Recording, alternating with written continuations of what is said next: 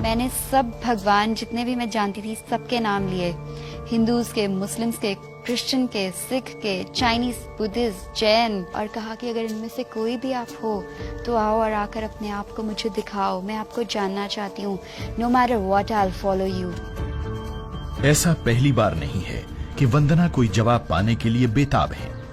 वो सदा से ही सत्य को तलाशती रही हैं। मैं बचपन से एक धार्मिक प्रवृत्ति की थी और हमें हमेशा यही शिक्षा दी गई कि अच्छे काम करना है, किसी का दिल नहीं दुखाना, सबके साथ प्यार से बात करना है। पर अंदर से एक आवाज़ आती थी कि कुछ और है, कुछ और भी है, there is something more to life, there is something more to it. और मेरे अंदर एक सच को जानने की इच्छा थी कि वो सच क्या है।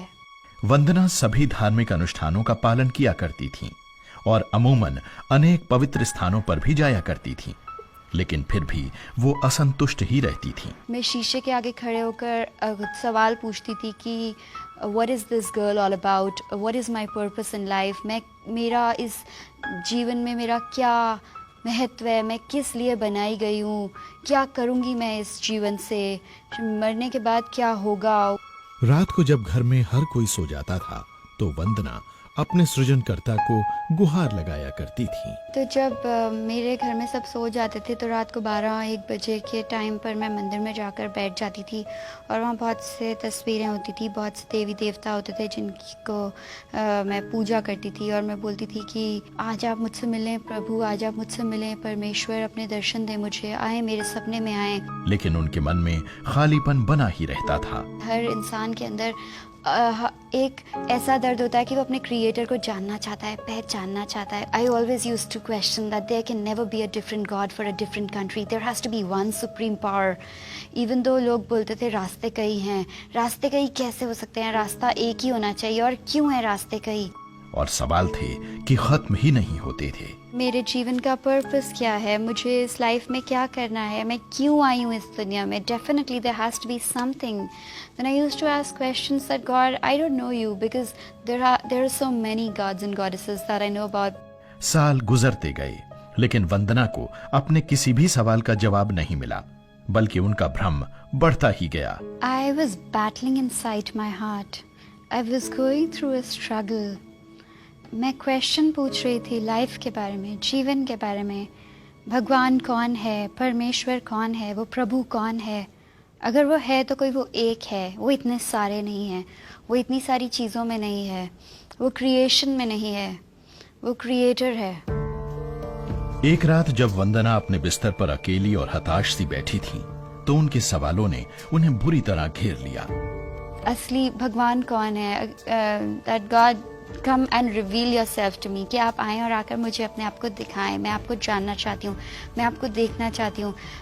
मैंने सब भगवान जितने भी मैं जानती थी सबके नाम लिए, हिंदूज के, मुस्लिम्स के, क्रिश्चियन के, सिख के, चाइनीज, बुद्धिस्ट, जैन, और कहा कि अगर इनमें से कोई भी आप हो तो आओ और आकर अपने आप को मुझे दिखाओ, मैं आपको जानना चाहती हूँ।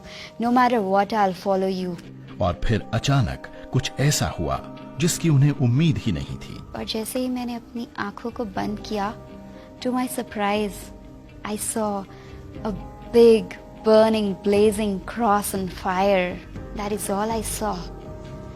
And when I saw that cross, there was something so pure and holy about that cross.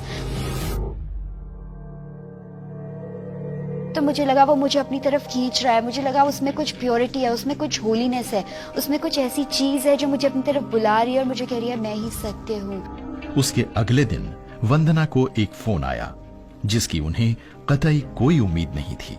ये फोन उनके स्कूल के एक मित्र का था जो एक ईसाई था। 2.5 साल के बाद एग्जैक्टली उस दिन जिस दिन मुझे क्रॉस दिखता है, अगले दिन शाम को इस दोस्त का फोन आता है और मैं महसूस कर पाती हूँ कि कुछ बात है जिसके लिए इसका फोन आया है, कुछ सुपरनैचुरल चीज है जो चल रही है मेरी लाइफ में, जिसलिए कल रात को मुझे क्रॉस दिखा और आज के दिन परमेश्वर ने कुछ ऐसा किया कि इस क्रिश्चियन फ्रेंड का कॉल आया।